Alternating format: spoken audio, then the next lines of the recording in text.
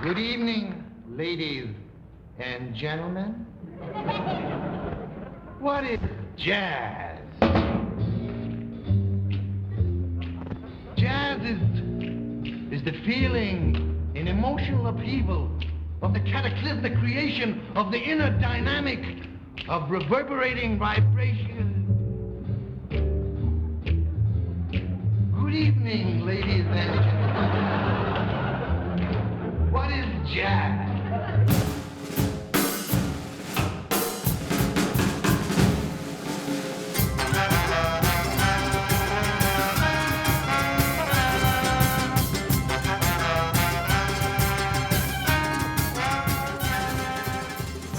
Welcome to Amusing Jews, where we celebrate Jewish contributors and contributions to American popular culture. I'm Jonathan Friedmann. And I'm Joey Angelfield.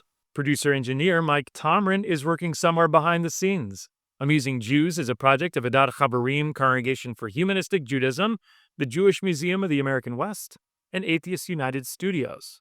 Hey Joey, the Roman Empire had 12 Caesars, but there was one Jewish Caesar who towered above them all. His name was Sid. We're thrilled to chat with David Margolick, a journalist and author who formerly wrote for the New York Times and was a contributing editor at Vanity Fair. His latest book is When Caesar Was King, How Sid Caesar Reinvented American Comedy. David, welcome to Amusing Jews. It's very nice to be here. Sid Caesar dominated television with Your Show of Shows from 1950 to 1954, continued with Caesar's Hour from 1954 to 1957, but never again achieved that level of success. Why write a book about a comedy legend whose career faded nearly 70 years ago? Well, because it never really faded. He might have faded, but his influence never did. His influence was enormous and lived on and reverberated for decades afterward and continues to reverberate. So it was all the more reason to write about him, both as a phenomenon of the 1950s with his meteoric career and his absolutely seminal role in the history of television comedy, and to trace that and trace the extraordinary years that he had on television, and then to talk about what had happened to him, why he faded as quickly and decisively and completely as he did, but how his influence continued to be felt. So I thought it was really what they used to say in one of the old Anison ads on TV, and I'm dating myself, it's a combination of ingredients, I mean, it was a story that had all of the elements of great fame and ephemeralness, if there's such a word, and continued influence. So it had all the elements. Were you a longtime fan of Sid Caesar, or how did you choose him as a research topic? Caesar really came and went before I came into consciousness. I mean, I tell people, my parents were watching him when I was in utero. I was born in 1952, and that was almost the high watermark of Caesar's career, which really extended on television from 1949 until around 1959 or 1960, with only episodic appearances afterward. So, I didn't know that much about him, but of course, I'm curious about things, and I'd heard a lot about him, and I heard his name continually, but I never understood what all the fuss was about. And I actually went to a testimonial dinner for him in 2000, in part out of curiosity to see what all the fuss was. And the dinner did not really illuminate things for me. I mean, Mel Brooks was there, and Mel was really the principal attraction at that dinner. But Mel spoke of him with an incredible reverence that was just striking. I mean, Mel is always the center of attention wherever he goes, and Mel loves talking about himself. But when it came to Sid Caesar, he was extremely deferential, not only in what he was saying, but in the way in which he treated Sid that night. I mean, he was so empathetic with him and so gentle in the way that he escorted him on the stage and backed off in a way that he rarely does to let Caesar have his evening, because the event was really all about Sid Caesar. And I think he may have said that night, he said it many other times, no Sid Caesar, no Mel Brooks.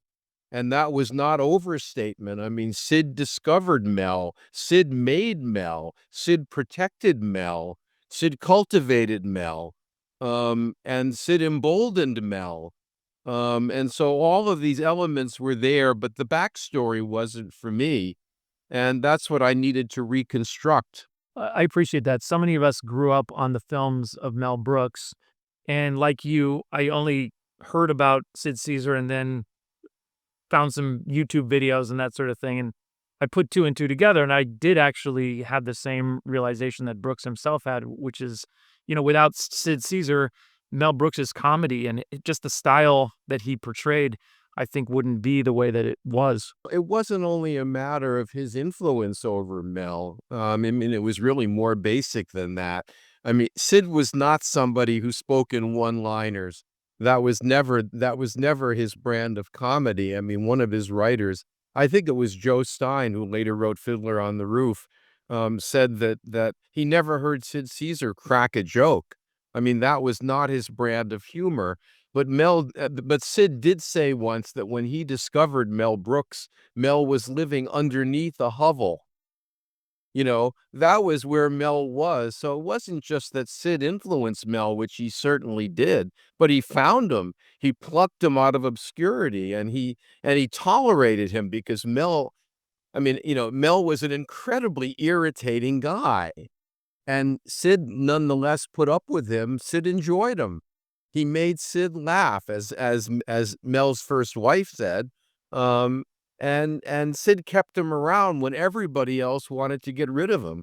The producer of your show of shows, Max Liebman, thought that Mel was a pain in the ass, and the other writers thought that he was very irritating.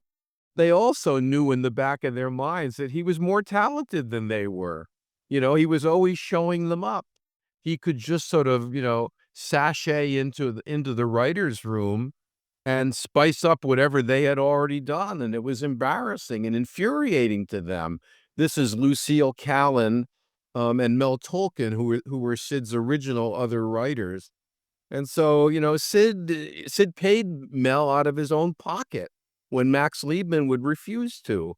So, it wasn't just that Sid gave Mel a chance to do his thing and ran interference for him, but he really discovered Mel. You paint a sharp contrast between Sid Caesar the man, whose personality television writer Larry Gelbart described as zero, and the over-the-top charismatic persona he displayed on TV. Did this surprise you as much as it did me? Yeah, I mean, I think that the extremes were very surprising, I mean, just how much of a cipher Sid was to people. How Carl Reiner said, we used to sit around talking about him, when Sid wasn't around in the writer's room, sort of trying to figure out the guy, so, his enigmatic side was surprising. And then you had this guy who really didn't know who he was and was very uncomfortable in his own skin and would stammer his introductions at the beginning of every show and then run off and run into one character or another and would find himself. So you had this extraordinary contrast between his private self and his public self. And obviously, that wasn't easy to maintain or to continue. And a lot of the book is about the toll that it took on him and how quickly it took it. Enjoying the show? Click like and subscribe. Unlike many comedians in his era, Sid Caesar didn't apprentice in vaudeville, radio, or theater. You describe him as TV's initial homegrown star. Did that play into his unique approach? It started with his unique approach. I mean, he was young. He was in his mid-20s when television got underway, and he wasn't fully formed, and television wasn't fully formed. So, he had kind of a wide open field. Television was desperate. Television was so desperate that it would let Jews in to begin with, and then it would let original Jews in. I mean, the country was still, in a way, deeply anti-Semitic, but television was desperate enough to give these guys free rein because it had all of these hours to fill. And one way it did it was, with wrestling and, other canned stuff that would eat up the time. And then there were comics like Milton Berle who were doing all this warmed over stuff, or people who'd been on radio, or Bob Hope, more conventional people. And even they were slow to get into television. But the medium was wide open for somebody who was going to do something original, and somebody who was going to do something that worked on a small screen rather than in a big theater. And Sid's comedy was very intimate. So in that sense, when I say it was homegrown, I mean, he was the first person to sort of take advantage of the unique attributes of television. Sid doing a pantomime, or Sid doing some of his foreign language gibberish, the camera focusing right in on his face rather than, something that was projected, into a big theater. These were all things that Sid brought to television before television knew what it was doing. Um, and he had a wide open field in which to do it. I mean, there's that wonderful story where the NBC people were talking about how much time Sid wanted and Max Liebman, the producer, for your show of shows. And they said, you want 90 minutes or 60 minutes, 60 minutes or half an hour. And they were at a restaurant, and Sid thought they were talking about how much time the meeting was going to last. Right. And, there were, 90 minutes available for the asking. And so they grabbed it. Then they had the dilemma of filling up all that time and filling it up week after week. Now, it wasn't all comedy, as readers of my book will discover. There was a lot of, I forget what the terms were, jumping and shrieking. That was the pejorative term for dancing and singing. There were a lot of variety acts and stuff because the comedians needed to recoup from whatever they were doing. But it was still, putting together 3 or 4 or 5 comedy sketches every week, week after week, to fill up much of the 90 minutes, and doing it on live TV. Live. I mean, there was no net underneath these guys. I mean, it's just amazing when you think about it that they didn't screw up more often. They were extremely disciplined about it. Sid was very rigorous about the way that it was done. It wasn't improvised very often, except in emergencies. It was very much scripted. It was rigorous. And it's one of the things that I return to later in the book when you see um, recreations of Sid Caesar's shows, like in My Favorite Year. They're completely unfair and infuriating to the people who did the shows because they knew how conscientious and rigorous and scripted and regimented and serious these people were, and that they all had been. And the kind of fiasco in My Favorite Year um simply never happened on any of Sid Caesar's shows. Week after week, year after year, they managed to pull it off and do it on time. That was, partly a function of Sid Caesar. It was also, I mean, credit needs to be paid to Carl Reiner, who was always, Sid Caesar's right-hand guy and was the definition of sanity next to Sid's insanity, and kept the show on track. Supposing I'm walking down the street and you're a fella with a gun. Oh. And you stick the gun in my back. All right, let's try it. Now you say, stick 'em up. Stick 'em up. Now, the minute I hear that, the split second, it's all in the timing and the coordination to save my life. Now watch. All of a sudden, my left hand goes up here, my right hand goes here, I twirl around, down on the knee, and I plead, please don't kill me. One of the innovations of your show of shows was the movie parody, which would influence the usual gang of idiots at Mad Magazine. How did Hollywood react to these segments? Well, I had a little bit of trouble, Jonathan, coming up with who did it first. They were the same guys, essentially. They were Jewish guys in New York. They were, their offices were very close to one another. They were all doing it. I mean, one of the guys from Mad Magazine said, this is what Jewish kids all over New York were doing. They were making fun of Hollywood, in their own ways. I think Sid was the first to really do them on television. he started slowly with them. At first, they were doing takeoffs of generic movies, like generic, aviator dogfight movies, war movies, generic boxing movies, stuff like that, where they were cramming all of the cliches into one move, into one sort of overall movie before they started doing specific movies. And Hollywood was, took great umbrage at this. And there was even over From Here to Eternity. They did a spoof of From Here to Eternity, and the studio, sued them for copyright infringement before they, and lost, before they discovered that it was actually great publicity for their movies. They did From Here to Eternity like 2 weeks after the film opened, when most people didn't see it, hadn't seen it yet. So it was a free ad for them, and millions of people were watching it, so that George Stevens said when they took off after Shane, he said, I hope they do that with all my movies. It's just great publicity. So sooner, and the same thing happened with Sam Spiegel. He was offended when they took off after On the Waterfront, and discovered that it was just a shot in the arm at the box office, and brought them the script for The Bridge Over the River Kwai, even before the movie was made, just to interest them in spoofing that. So Hollywood got used to the idea pretty quickly of film spoofs as great publicity. And some of these spoofs, I mean, some of them are on YouTube and you can watch them.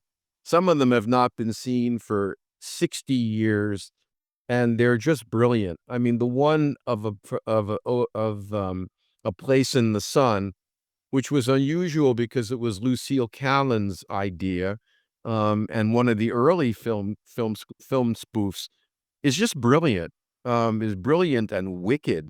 I mean, Sid's comedy was generally gentle, um, but every once in a while there was a real edge to it, and people should track down that sketch. It's just, and as I say, nobody's seen it. I had to go watch all of, I can't say have to.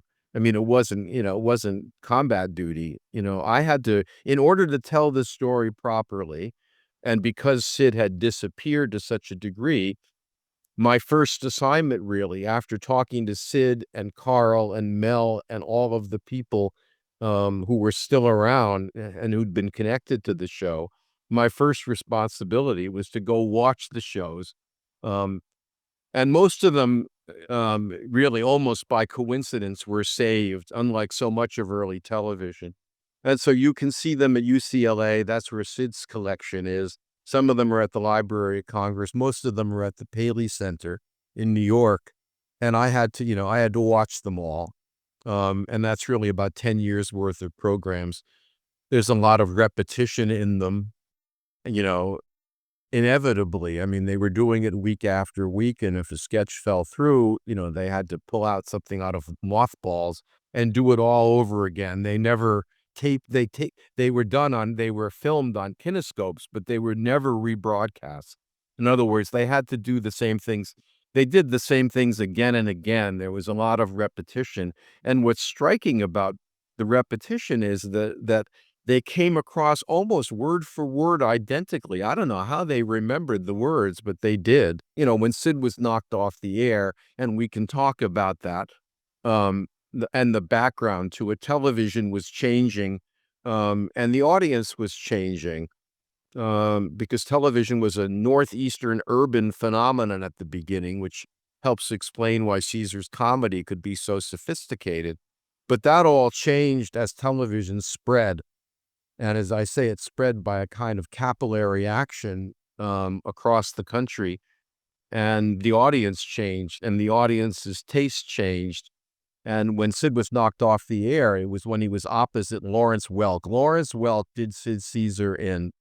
And Sid and Mel and all of the people around Caesar's Hour, which was on by that point, the replacement show to Your Show of Shows.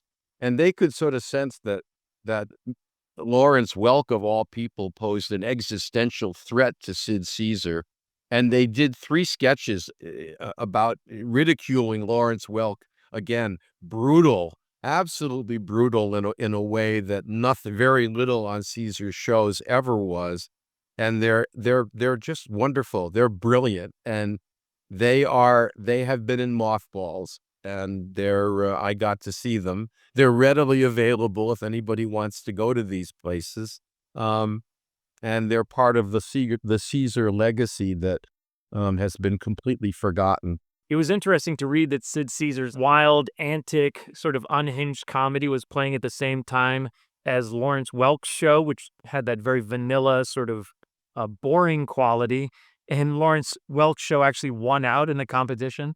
Yeah, that's right. And of course, the great irony is that people know Lawrence Welk now better than they know Sid Caesar. I mean, for reasons that I don't understand. Lawrence Welk is shown on PBS, at least the last time I checked. I don't know what that says about PBS, but they show more Lawrence Welk than they do Sid Caesar. Several household names emerged from Sid's legendary writer's room. Carl Reiner, Mel Brooks, Woody Allen, and Neil Simon among them. Most of these writers were, like Caesar, Jewish, but the shows avoided overt Jewish themes and references. How did their Jewish sensibility come through? You know something? It was like Irving Howe puts it, there were waves to the folks back home, you know? And I think that Sid said to me, I interviewed him a couple times, and I think he said, the Jews knew what we were doing. I mean, it went unsaid, but there was there was that wry, ironic sense and sort of poking fun at authority, and um, an element of despair underlying, and the unfairness of life underlying their sense of humor. I mean, I think, and and the cosmopolitanism, the sophistication of the humor, the internationalism. I mean, one of Sid's great gifts was his gift for double talk, which is a vanished art and a politically incorrect art now. Vous êtes assez patoyage. Tu n'avais pas petit Chaverim. Tu n'avais la charité c'est votre tabac. Je la hais. J'ai perpulé la forehead. De la lips. J'ai le mâchoire de la fingers. In between the fingers. Under the fingernails. The story is that Sid grew up in Yonkers, and his parents had a working class restaurant where different groups of workers sat table by table, and Sid was bussing the trays and picked up their languages from just overhearing them. He had this ear for languages, and so he could imitate French. He could speak pseudo French or Italian or German or Russian or Arabic. I mean, it's just amazing. The languages, the only languages that he didn't sort of explicitly do in his double talk were Hebrew and Yiddish. There's almost no Yiddish on any of his shows. Later on, they took greater liberties with the Yiddish. But Max Liebman, the producer of your shows, took great pride in the fact that, there was no Yiddish on your show of shows. Well, there was lots of pseudo-German that, where Yiddish was kind of layered in. But they were very careful. Caesar was a big, strong guy. But Caesar, like Reiner, like all of these guys, knew that they had to tread carefully and they couldn't be too overtly Jewish. And even if they could be more overtly Jewish than they were, they didn't have the confidence to be. So they were tiptoeing some, and there was never the word Jew was never mentioned on any of their shows. I mean, now, like, if you watch Larry David or even Seinfeld, more Larry David, it's all over Larry David, of course. But Sid never, there was no moil on any of Sid Caesar's shows, nothing like that. But the Jews knew that he was speaking to them.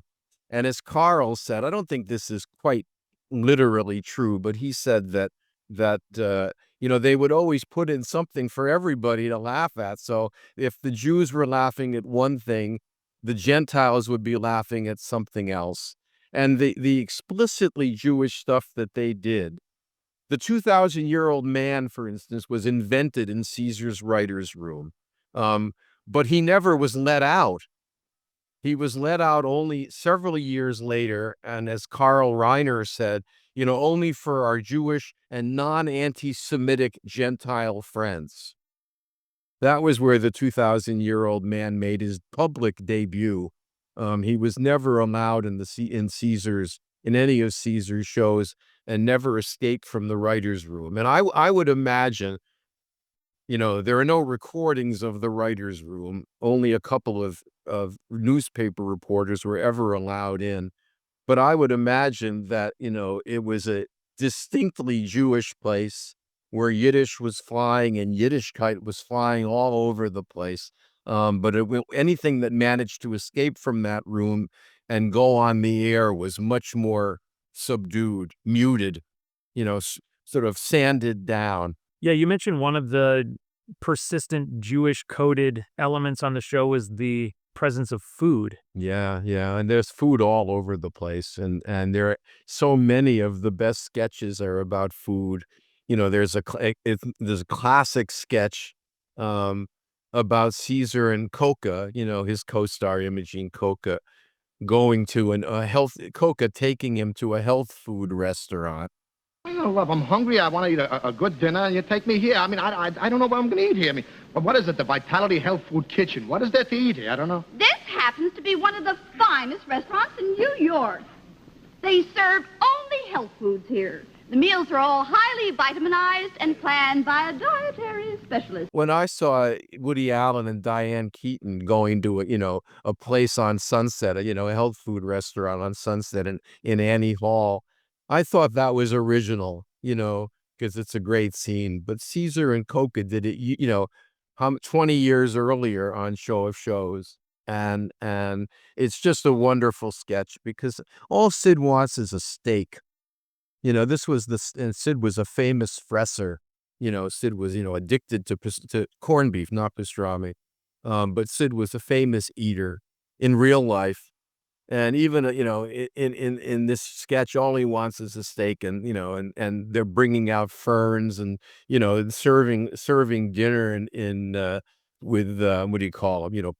Potted dinners, with plants growing out of them, and the salad dressing comes in a watering can, and Sid is just so crestfallen and frustrated that he can't get any real food. That's one of many, many sketches revolving around food. And another one, the famous sketch, which is also on YouTube, of a board meeting, a business meeting. I tell you, stop babbling, we got lunch.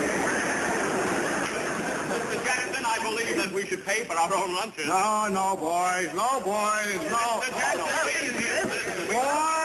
Boys, this one is on me. No, we insist we pay for our own. Gentlemen, if you insist. We do that, we do. That'll be $5 a head. Where Sid is playing this fancy executive, and all of his sycophantic underlings are debating and eating there. It's a meeting that's held over lunch, and they all get their sandwiches, and Sid's sandwich isn't delivered. Isn't in the delivery, and so he has to watch them all eating, and he's going through absolute torture watching everybody else eat but him. And Howard Morris, we can't overlook him. He was the third banana on the show and an indispensable part of the show, is making the case for the merger. And he's waving a pickle under Caesar's nose to make his points. And Caesar is yapping at the pickle. And, it's just a classic sketch that managed to get beyond the censors, who apparently never realized that a pickle could be a phallic symbol. And, it was all, it was just an absolutely one more uproarious sketch, and revolving around food. And one of the questions that I had to ask myself was, what was it, what's Jewish about food? Well, I mean, because everybody has to eat. And I asked Mimi Sheridan, the longtime restaurant critic at the Times, at the New York Times, what is it? I mean, why do all these sketches revolve around food? Everybody has to eat. Like the Italians, food is central to Italian culture too. If you watch The Sopranos, they're always eating. what is it about Jews and food and comedy? And she said, the Italians are, what's the difference between, the Italians and the Jews when it comes to food? And she said, the Italians are just like the Jews, but without the panic. And, we all live for insights like this. I mean, there just came off the top of her head, was absolutely right that all of these sketches involve some kind of panic in a way, around food, not getting it, not getting enough of it. There's a passage in the book where I described this. It's all about anxiety over food, and pleasure over food and relishing food and having been deprived of food and never having enough of it and not believing how much of it was before them and believing the good fortune and, the fear that it would suddenly be taken away from them. All of this is underlying all the food, the comedy built on food. So I think it's quintessentially Jewish too. Caesar's shows were not available to me growing up, mainly because they used the poor quality kinescope recording technique that didn't preserve well for future viewing. In contrast, I did grow up on reruns of I Love Lucy, which was recorded on film. Is this partly why the name Sid Caesar is, at least for my generation, more known than his body of work? Well, it's really a couple of things. It's absolutely that, the Lucy Show or the Honeymooners, the later Honeymooners, or Phil Silver's, Sergeant Bilko, they never went off the air, so we all grew up watching them. I mean, when I watched I Love Lucy, I didn't realize that I guess I knew that they were driving older cars, but it still seemed incredibly contemporary and enjoyable and accessible. And it was available every morning, so you could watch it and become familiar with it. In a way that you couldn't with Caesar's shows. But it wasn't purely, Todd Purdum's book goes into, how revolutionary a guy Desi Arnaz was, because he was the guy that thought to put the Lucy Show on film. And those Lucy shows are beautiful to watch. I mean, the film is still very crisp and the kinescopes are not nearly as good, degraded. But all of these Caesar sketches hold up perfectly well on kinescopes, and even on their 19th generation versions on YouTube. If you watch the sketch of This Is Your Life, the takeoff on This Is Your Life, which I say is the longest continuous laugh in the history of television. Yes, sir. Come on up here, Al. The intimate story. He's a little overwhelmed, a little overwrought, ladies and gentlemen. Now, if you'll just come this way, Al. Al, see, this is going to be the story of your life. We're going to tell the intimate, inside story.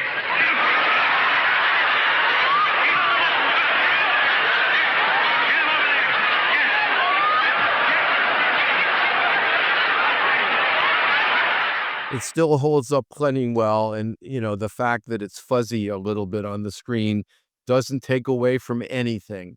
So it's not purely a matter of the stock on which these things were filmed, and that Caesar shows were filmed, as Mel Brooks said, on cellophane. It wasn't that. It was that Caesar shows were not half-hour bite-sized sitcoms.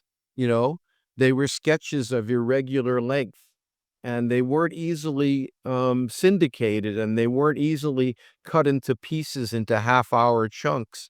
And it never happened because of that difficulty.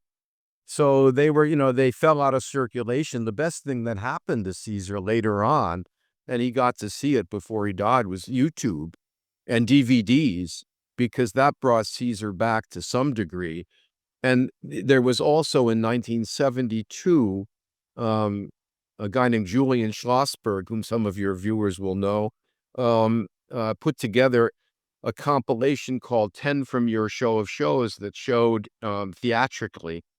And so in 1972, Caesar, came forward for a whole new generation of comedy fans. And that was really his reintroduction to the public, and it was that many younger comics they saw Caesar for the first time.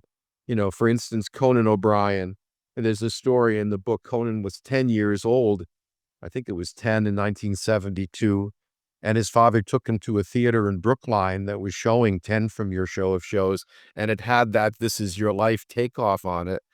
And when they left the theater that day, Conan said to his father, "That's what I want to do. That's what I want to be. I want to be a comedian." And there were lots of people from Conan's generation who were inspired by that. And there were always comedy nerds.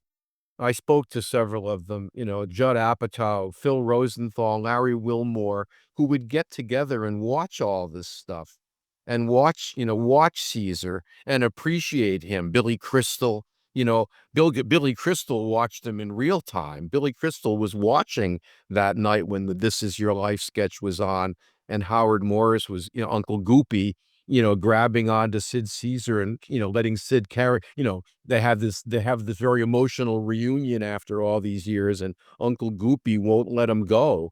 And Billy Crystal watched that and never forgot it. It had that, when people got a chance to watch him, they remembered him and were influenced by him. When I never interviewed Larry David. I would have liked to have interviewed Larry David, but, I had an email exchange with him where he said, he grew up watching him and he was the best sketch comedian ever. And he said nobody was even in second place. Woody Allen, like Mel Brooks, what I discovered was that the people who were influenced by Caesar were very freely talking about him.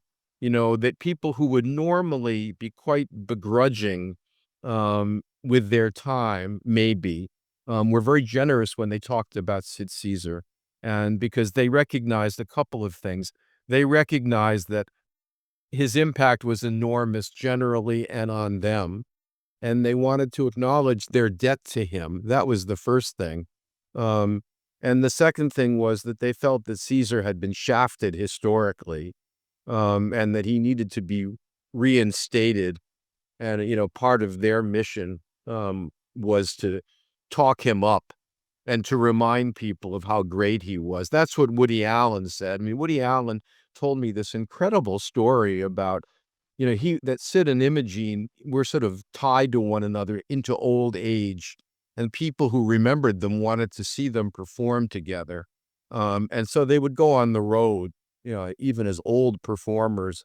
And they were performing at Michael's Pub in New York, and Woody Allen and Dick Cavett.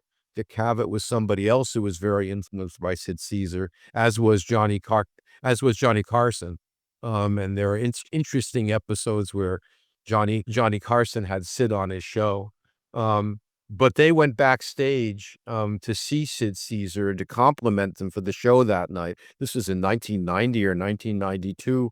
And Sid said to them, said to Woody, "Isn't it interesting that I'm going to be a footnote to your career?" And Woody said, "What are you talking about? You're Sid Caesar. You were such a brilliant comic and you influenced all of us." And this was a story that Woody told me, and it was very moving. And it was very moving to me that he shared it with me. And I should mention too that another comedy nerd in a way, and an important person in the story, was Rob Reiner. Rob Reiner grew up in the middle of all of this. And I interviewed him early on in the process, unfortunately. I should have interviewed him longer because, he was an eyewitness to all of it. But he told me, there was one night, I think in the 90s, when he invited Billy Crystal and all these different comedy friends of his over to his house. This is pre-YouTube, just to play some of the classic Sid Caesar sketches. Again, another acknowledgement of how great Caesar's comedy was and how he had influenced everyone. Sid's television career flamed out quickly, and he was plagued by addictions and self-sabotage for the remainder of his life. Still, his imprint on American comedy is enormous. How should we remember Sid Caesar? Well, I think that's the way to remember him. I think that you need to go back and look at this. miraculous stuff that he managed to do in spite of all of the handicaps of early television production, and live TV, and the uncharted nature of early television, and the perils of doing it without a safety net, the perils of doing it live week after week, eating him alive, really, prompting him to rely on alcohol to get through this backbreaking routine and all of that. People should go back and look at the early comedy that he did in the 1950s, so much of which endures. And this is what one of the things that Johnny Carson said when he had Sid on his show. Johnny was one of many people who, when Sid was down and out, had him on. This is when 10 from Your Show of Shows came out. He had Sid on just to sort of prop him up and to pay homage to him, and Johnny said to him, Sid was explaining something to him during the commercial. And when they came back, Johnny said, Sid was just telling me about all these sketches. And I told him, you don't have to tell me about these sketches. I watched them all. I remembered them all. I imitated them in my own acts. And so the thing to do, I think, is to watch these brilliant sketches and then extrapolate from them. And you can see, once you study them, you can see his influence everywhere in everything, in contemporary comedy and everything that came after him, from Carol Burnett to Dick Van Dyke to Saturday Night Live to Larry David and Seinfeld. In a way, Sid's human comedy, Sid's apolitical comedy, because that's something else they had to duck. Along with anti-Semitism, they could never do anything political because they were working in the McCarthy era, and many of them had leftist backgrounds, and they were afraid that J. Edgar Hoover was going to come after them. So it's a comedy of humanity, which is in a way a comedy about nothing, like Seinfeld. It's about human nature. So everywhere you look, it sort of started with Sid Caesar, and that's what to look for when you track down his great work, which is much easier, fortunately, much more accessible now than it used to be. And as I said, the story of all of this is in my book. It's a story that really has never been told before and deserves to be told and deserves to be known. Well, thank you so much, David, for writing the book and for joining us. Well, thank you. It's great talking to you, and it's great to talk to people who get what I'm talking about. I appreciate that. And to our audience, now back to your regularly scheduled lives.